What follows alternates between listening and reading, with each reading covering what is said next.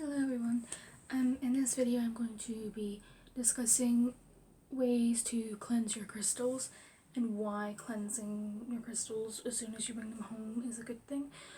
So whenever you buy a crystal, whether online or in a shop, a lot of people would have been holding it and giving their energy into the crystal, and you want that crystal to be clean and reset before you use it, especially if you do crystal healing. You want, say, a clear quartz to do healing, and therefore you will cleanse it for it to reset, and then put your intentions into it, and then you charge it. So I'm going to talk about the different methods now and what methods are good for what crystals and all that stuff. So the easiest method is water.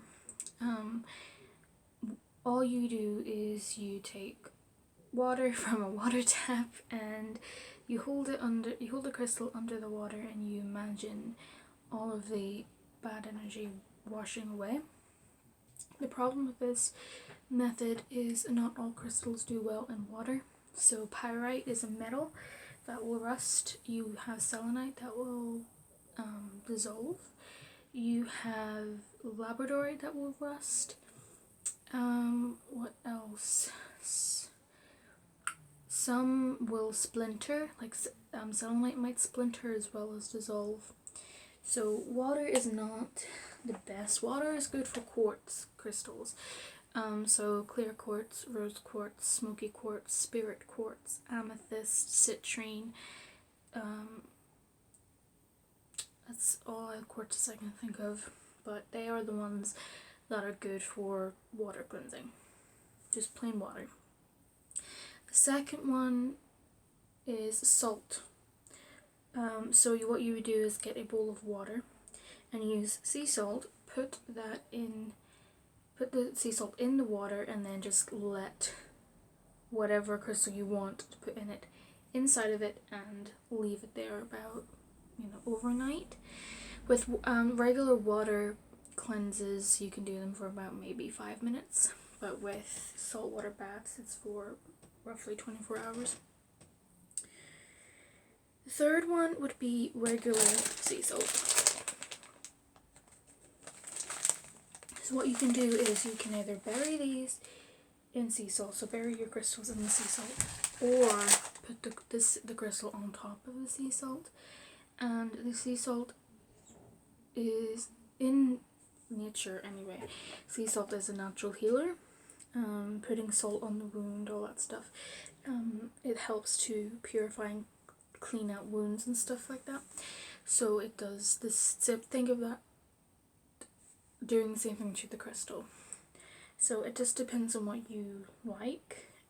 Burying it, setting on top of it, and how long you leave it there for. It can be up to an hour, up to 24 hours, 7 days. Depends on how big it is and how much of a charge and a cleanse you want on it. The fourth method I can't really show you, but it is dirt method.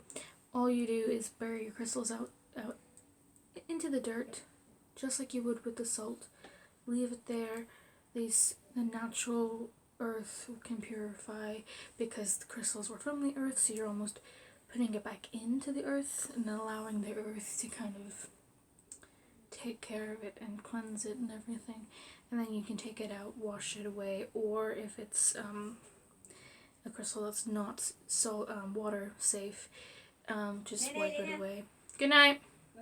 Just wipe it away. Then the method that I use all the time, I do use a salt cleansing method, but I prefer to do this one, and it is the smudging method. So I have a smudging bowl. You can get, it's an oyster shell. You can get like a normal bowl. You can get abalone shells. A lot of people use abalone shells, and what this does is it just catches the ash, and this is something you can put your sage in. So this is white sage. And white sage is good for cleansing negative energy, and it's good whether it be for people, homes, rooms, or crystals. And what you do is you light it.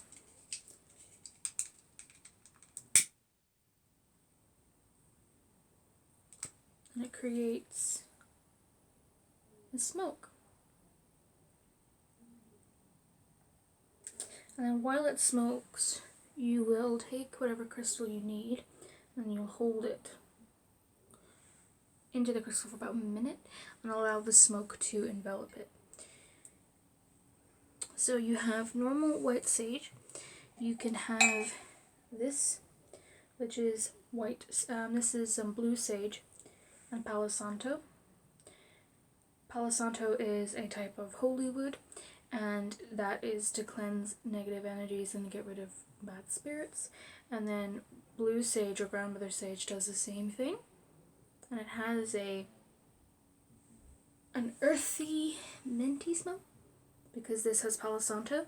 The normal sage that I have, this sweet one here, again, it has sort of a minty smell. In my opinion, sage smoke is really nice. However, if you do get headaches easily, then you can use just regular Palo Santo. This is a wood. All of these things, you do the exact same thing. You light it, let it burn for a little bit, blow it out, and then fan it, and then the smoke will do its job. And this has a lemon pine, kind of smells like a pine tree. It's really lovely and fresh. It's very, very nice smelling wood. Really nice smelling wood. And then there are other ways you can cleanse your crystals. So there are crystals that do not need cleansing, and that is kyanite. This is black kyanite, blue kyanite, citrine. This is natural citrine. So you have natural citrine and you have heat treated citrine. So natural citrine is heated in the natural citrines are amethysts, and natural citrine has been heated by the earth, so the color is a lot more warm and a lot more subtle. And then heat treated citrines are amethysts that have been heated in an oven by us, and so the color turns out to be a lot more of a golden color. So both citrines are amethysts originally. It's just one was heated naturally and the other was heated by us.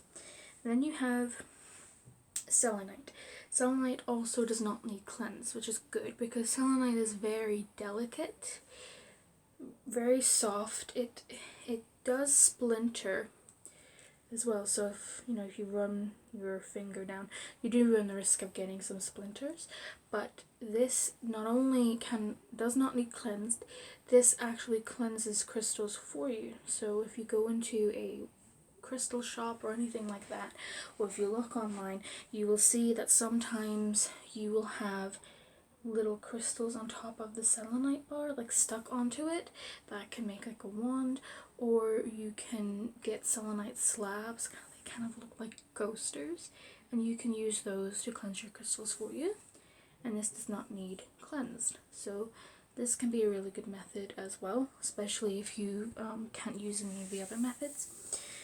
And then you have these two crystals, carnelian and clear quartz. These cleanse your crystals for you as well. However, unlike selenite, these do need cleansed as well. So they cleanse crystals, but then you need to cleanse them, if that makes sense, because they can't absorb everything, constantly, because then it'll be too much. So you need to cleanse these. So if you have carnelian, if you have quartz, those two would be the ones you need to cleanse the most, especially if you have them surrounding other crystals, because they won't be able to cleanse them anymore, because you will have to get rid of the energy that they just cleansed from the crystals you kept around them. So that's these two. And a lot of people tend to use clear quartz more than carnelian because it's easier to find. It's cheaper than carnelian as well because it's so common. Clear quartz is found in all 7 continents in the world. But a lot of people will use generators. So generators are just like this. This is a tower, but they're huge. I don't have a generator. At least I don't think I do. But I think they're a lot bigger than this. And what they would do is that they would put this in the middle, or they would use this in a crystal grid, and use it like that. I'm going to do a video on crystal grids soon. I'm still in the middle of learning about crystal grids. But, or they will use